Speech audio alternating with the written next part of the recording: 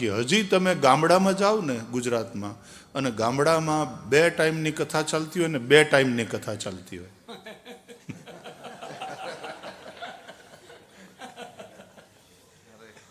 2 ટાઈમમાં એટલે 2 સત્રમાં, સવારનું સેશન હોય, સાંજનું સેશન, અને 2 ટાઈમ. આમ કંઈ અડધો કલાક વહેલું મોડું થઈ જાય.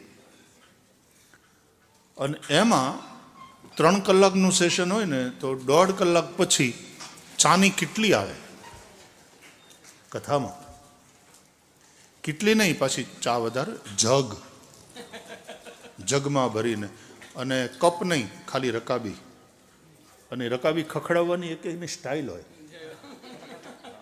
રકાબી ખખડા અને આમ ધરે, અને પછી જે લોકો લે આમ પકડીને બેઠા હોય.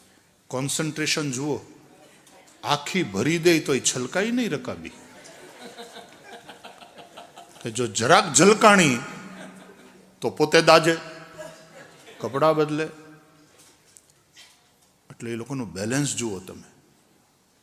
થોડી રકાબી આમ આવે, થોડો પોતે આમ આવે.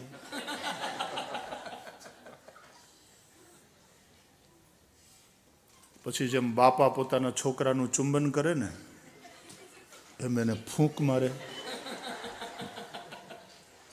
એને વાલ કરે કે ભલે આવી.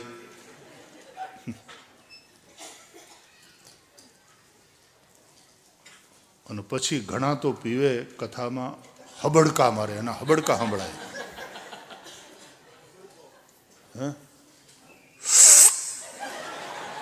આખો અવાજ આવે એ રીતે.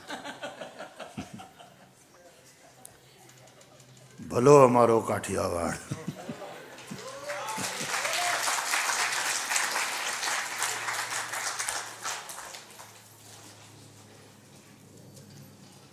પછી વક્તાને એમ થાય કે હું એકલો બેઠો બેઠો શું કરું, તો એ ઉઠીને હું આ ઘડી આવું એમ કરીને એ ઉતારે વયા જાય. એ તો ઠીક છે, સમજદાર વક્તા હોય એટલે ઉતારે જતા રહે ને એ જરા ફ્રેશ થઈ આવે, એ ચા કે જે કંઈ એને ઈચ્છા હોય લઈને આવે.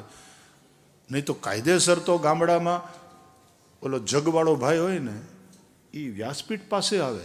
ભટ્ટ બાપા આમ ખખડાવતો આવે રકાબીઓ, તો ભટ્ટ બાપા પાસે ત્યાંથી લઈ પણ લે અને વ્યાસપીઠ ઉપર બેઠા બેઠા હરિરસ પીવે ને બીજાને પાય.